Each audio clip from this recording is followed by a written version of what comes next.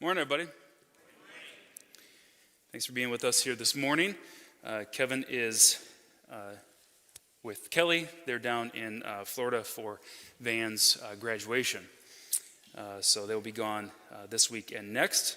It's hard to believe that Van could possibly be that old,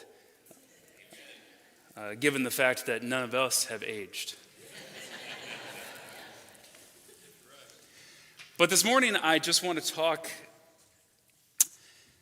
kind of briefly about a topic that we discuss from time to time. It's something that we all engage in, I would believe, here, and that's prayer. So just by a very informal survey, there will be no results recorded of this. I wondered if you would answer some questions by raising your hand. Have you ever prayed? Would you describe your prayer life as frequent? Have you ever prayed for something specific, like a job or health reasons? Now, using your fingers here, hold up the number of days that you give God to answer your prayers. No takers? Maybe weeks. Months? Well, surely not years. You see, we really never ask ourselves, how long is God's silence acceptable? From the time that we request something, make your request known to God, we pray for something, and then wait for the answer. How long does God get?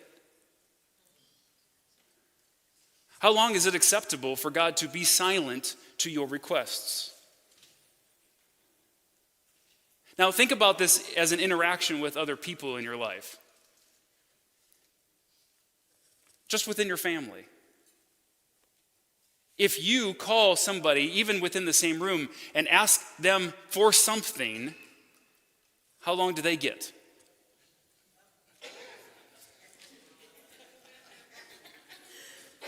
Seconds? Is that 3 seconds? Right? Now, especially if you're a parent, how long does the child get to respond? Ooh, yeah, like 0. It better be instantaneous. And see, without really recognizing it, we carry that on to our relationship with God, don't we? Well, I asked for something. And why don't you answer? How long is it okay for God to remain silent? Now we're in good company, isn't it nice to know? Not only just here in this room, I think we all can agree we've done this, but also too with a guy named Habakkuk, one of the minor prophets, and arguably one of the harder ones to say. I always feel like it should be part of Billy Joel's My Life. I always want to say Habakkuk. I don't know, I'm a strange guy. But Habakkuk was a prophet in Judah at a time that it was not very enjoyable to be a prophet in Judah. He was living in a time of great lawlessness, of evil and violence. In fact, his book begins in the first chapter, in the first verse, by saying the oracle which Habakkuk the prophet saw. Now, we have sort of a different understanding of what oracle is. We just think of it as prophecy. But in the Hebrew here, oracle means burden. This is the burden of Habakkuk. This was not a gift to him to be a prophet at this time. And he asks in verse 2, "How long, O Lord, will I call for help, and you will not hear? I cry out to you, violence, yet you do not save."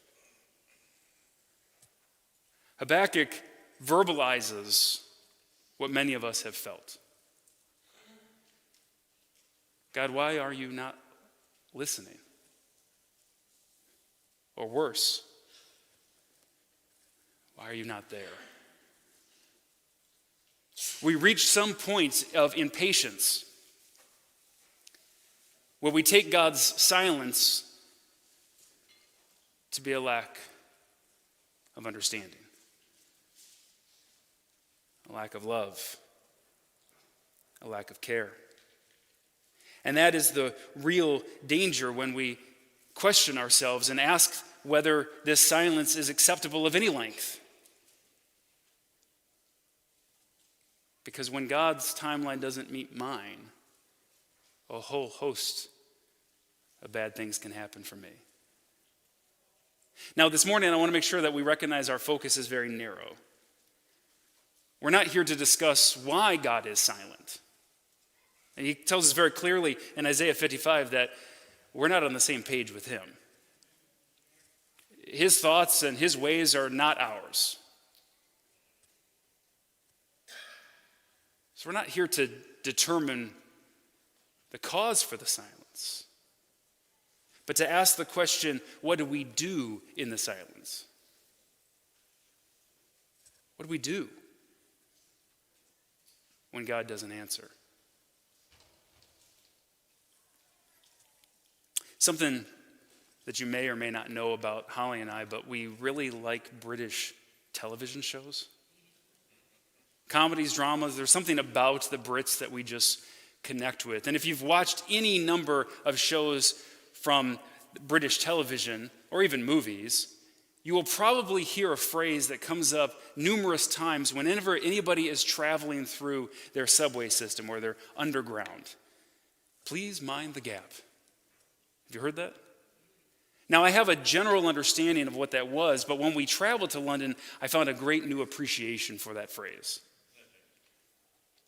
And they play it over and over again in the station and on the train, and in fact, they even write it on the platform. Because there's something for you to understand about the Tube in London. In all of the accomplishments of British society, they have determined that they do not need the subway train to be on the same level as the platform. I don't know why. Somehow the rest of the world has figured it out. But in London, they say, no. We will put the platforms at whatever height we want. The trains will come in at whatever height they come in at, and we will make sure that you are the ones to be careful. The gap they speak of is the distance from the train to the platform. And you see there, that black line, that's the bottom of the train. So when you get off of this crowded subway car, you may have to drop down a foot or more. And so they tell you again and again, please mind the gap. Please mind the gap. Be careful, because there's going to be a drop-off. And today, I think about that gap as the silence between your requests and the answer. Please mind the silence. Be aware. Pay attention to. Because if you don't, it's going to trip you up. So this morning, we're going to look at just a couple points that I want to make sure that you're aware of when it comes to the silence of God. And the first is just this. That silence doesn't need to be filled. Boy, we really don't like silence, do we? How long do you think I could stand here without talking? I mean, I know I could. How long would you sit here? How long before somebody gives one of those uncomfortable We don't really like silence. I mean, think about even when you're home. Many people, when they're home alone, will turn on the television or music, right? We like to fill that gap. In fact, when we have it between people, we even call it awkward. We don't like silence. It makes us uncomfortable. And so when we take this silence that might exist between our request to God and the answer, after some period of time, we get uncomfortable with it and we want to fill it. I saw a quote this week that I thought encapsulates our point here. It says, when God keeps silent, be watchful with diligence, Because that is the moment the world whispers the most alluring suggestions. We want to fill that silence. And it may be something that comes from the world, but more often than not, it's something that comes from between my ears. If I ask God for a request and I don't hear something, what do I begin to think?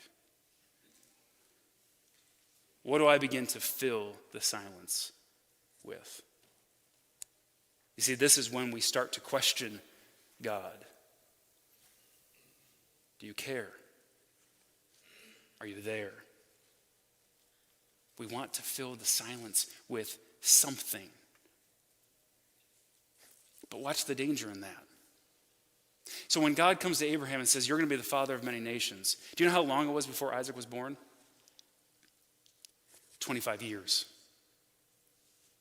When the Israelites were in Egypt, enslaved and crying out to God, do you know how long it was before Moses came? More than 400 years. What happens in the silence? What does Abraham do in the 25 years of silence? He has Ishmael. What happens when the Israelites are sitting at Sinai? And Moses takes a little while to write everything down. What do? They build the calf.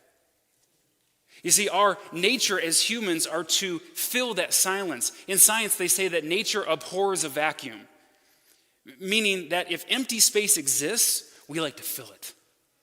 Just look at your houses.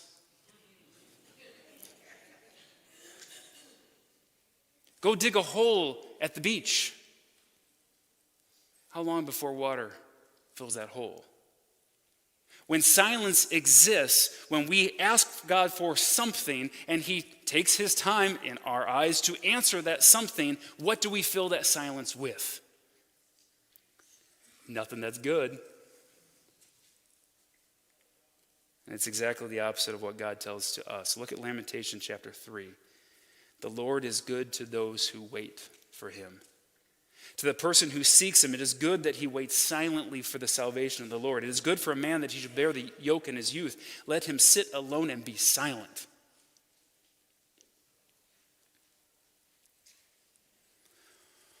Well, that doesn't sound very comfortable. Do you recognize how many times God tells you to sit down and be quiet?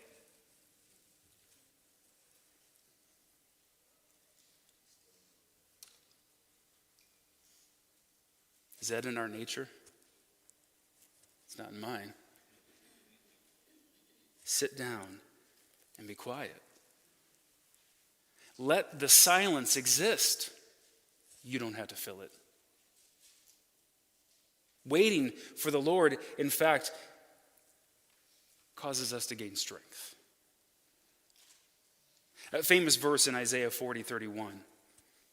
And I think of it in a song. There's a song called Everlasting God. And the verse sort of repeats and it says, strength will rise as we wait upon the Lord. Quoting Isaiah. As we wait upon the Lord.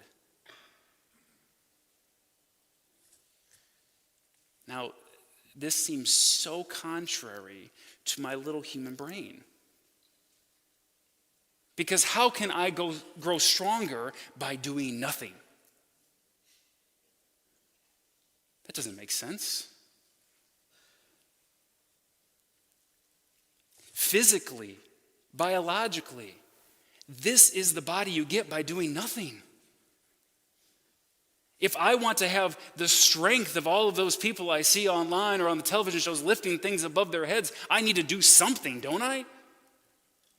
That's our nature. To do, to act, to be engaged in. But Isaiah says, no. God tells us to wait upon him. Our faith is strengthened by sitting down and shutting up. Because in the silence, We must have faith. And so, we have to resist the urge to fill it. The second point is this: silence prepares us to hear.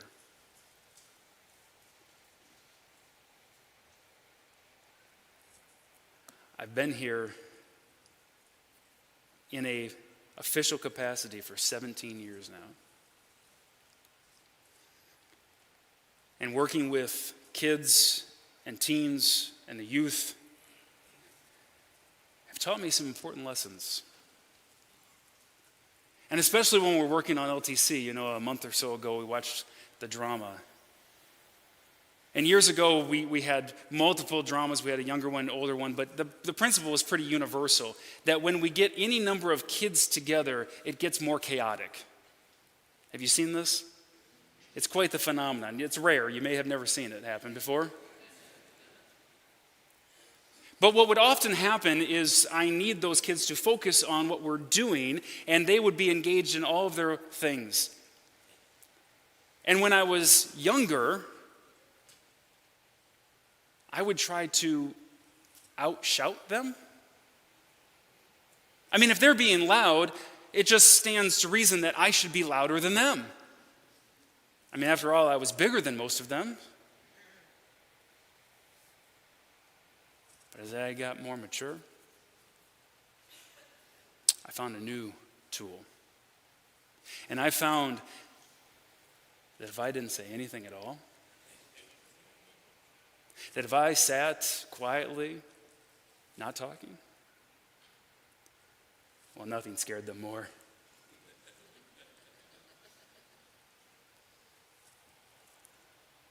The silence prepares us to hear. If I shout at you right now, you may listen to me, but over a period of time, the shouting begins to just all muddle together and mix with one another in the ambient sounds of the room. But I can tell you one thing: if I start to whisper, you lean forward, you come closer, you get quieter, because the silence prepares us to hear. Kevin spoke a few weeks ago, reminding us of the story of Elijah and how God doesn't come in the earthquake, but he comes in the gentle whisper. When we ask God for something and we wait for that answer, that silence prepares us to hear it. And we can't hear it while we're trying to talk over God. We have to be silent to hear him. Psalms 37:7 reminds us of another more famous psalm, but it says, "Be still before the Lord and wait patiently for him."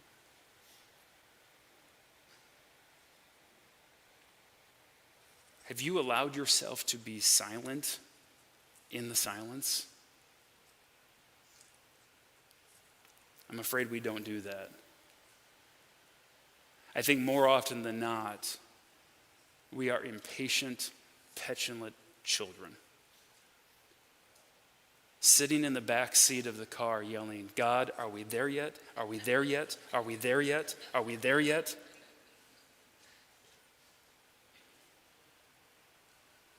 Demanding that God answer not only what I want the answer to be, but when I want it to be. So that even if he does answer, would I hear him? Or am I talking over him? But lastly, and perhaps most importantly, silence is not absence.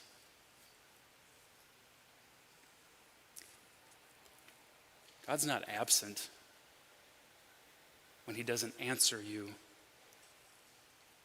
when you want him to answer you. It's tempting to think so because we want to fill it, because we want him to respond now, immediately. It's tempting for us to think he doesn't care. It's tempting for us to think that it doesn't matter to him. But the reality is that silence does not represent absence. If we go back to Habakkuk when he is pleading with God, we will see God's answer to him. And he says this: look among the nations, observe, be astonished, wonder, because I am doing something in your days you would not believe if you were told. Now, it's beautiful that Habakkuk got an answer so immediately. I mean, we would long for that. But it speaks to the message of what God is saying. Just because I'm not telling you doesn't mean I'm not doing anything. And in fact, you wouldn't believe it if I told you. You ever thought about that? You're so insistent to demand an answer for God, you've never stopped to think that you might not understand it even if he told you.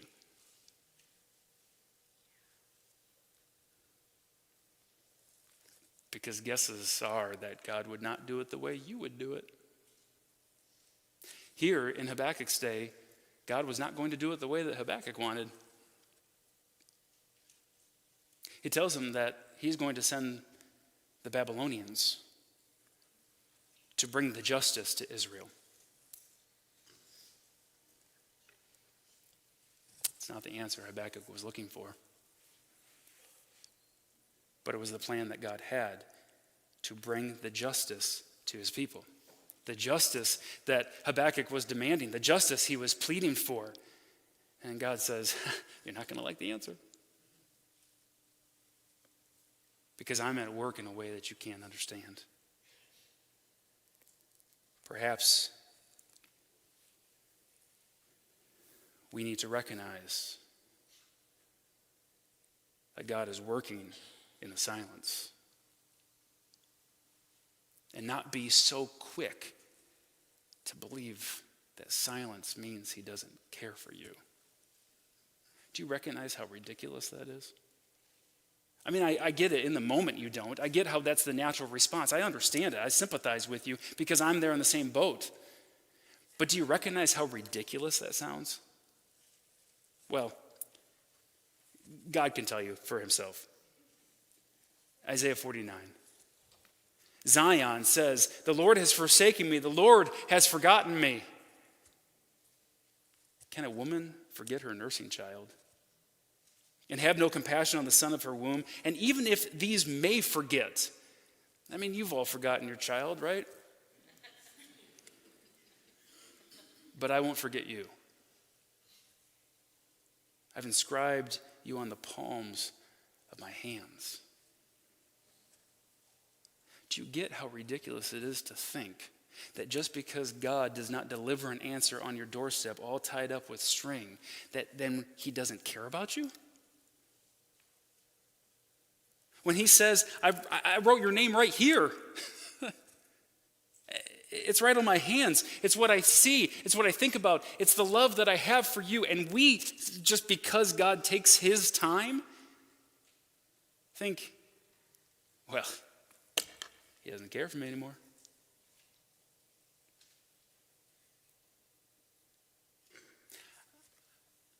I know it's natural for us as children of God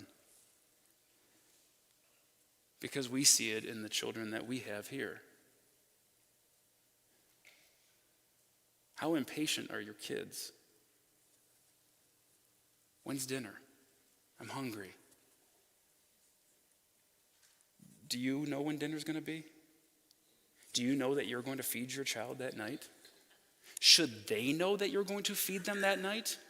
And yet they still ask you, when are we going to eat? It's our nature. We're impatient.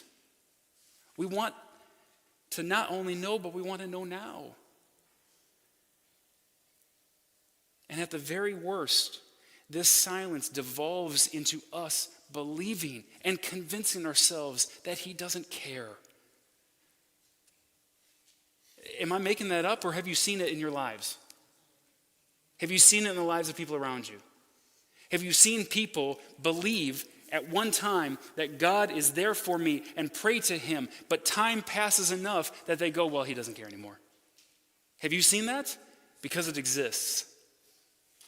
And it's a temptation for all of us when we forget that the silence is an absence. There's a popular children's author by the name of Judy Blume. You've probably heard of her, pretty famous lady. And she wrote a book in the 70s called Are You There, God? It's Me, Margaret. You don't have to raise your hands, but did anybody read this? Yeah. Now, I will say I did not read this. I don't think I'm the target audience for this book. But the book has found a bit of a controversy. And so at times it has been in the reading list for middle school girls. At times it has been not. It's been said that it is too religious for liberal people and too liberal for conservatives. Because it looks, frankly, at a young girl by the name of Margaret who is struggling with her religious identity. Her father is Jewish, her mother is Christian. She's trying to figure out which path she will take, while also navigating the challenges of puberty and being a 12-year-old girl. And it looks pretty frank at her emotions and feelings as she is going through these rocky times of life. But as part of an assignment at school, she decides, I'm going to start to pray. And she starts every prayer with this question, are you there, God? Not to be facetious, she truly means it. But she has an interaction in these prayers with God that is very personal. It really demonstrates a belief that he is there and that there is an answer, and she talks to him like a friend. That is until the end of the book. She becomes disillusioned with religion, gets into a fight with her grandparents, and is pushed to the point where she no longer prays. She hasn't seen the results of her prayer, and in fact, she has only seen argument and tumult. She stops praying. Until at the very end of the book, literally the last thing in the book, Margaret prays once more. Because she finally gets the answer she was looking for. God has finally given her the answer that she desires. And this is where the book lost me. Because the thing that she wanted most, the thing that she gets on the last day of school, is her menstrual period. I struggle to relate to that.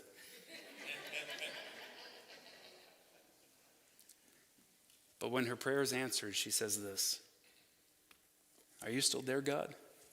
It's me, Margaret. I know you're there. I know you wouldn't have missed this for anything. Thank you, God. Thanks an awful lot.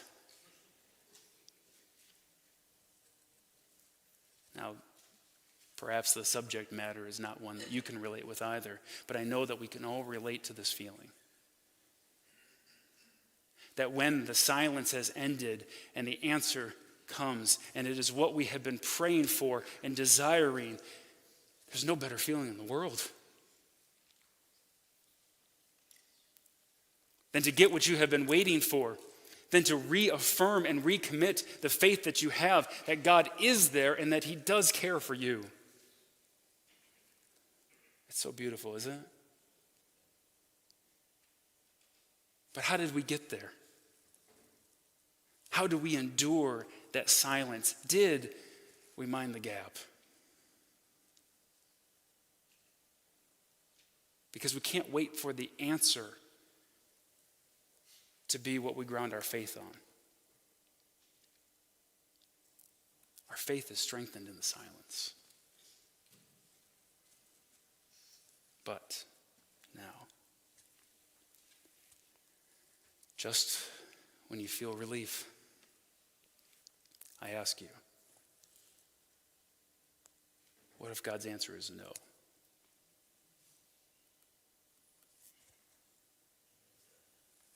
Well,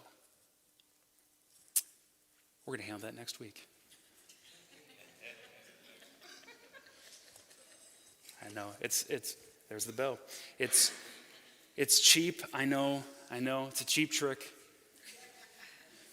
But you're going to have to come back to find out.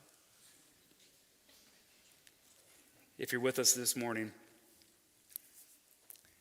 and you haven't had the opportunity to be baptized for the forgiveness of sins, to receive the gift of grace through the sacrifice of Jesus. We offer an opportunity now, but we do that every minute of every day. We also have the opportunity to come together to collectively pray for things that you may be dealing with in your life. And this is an opportunity for us to do that together too.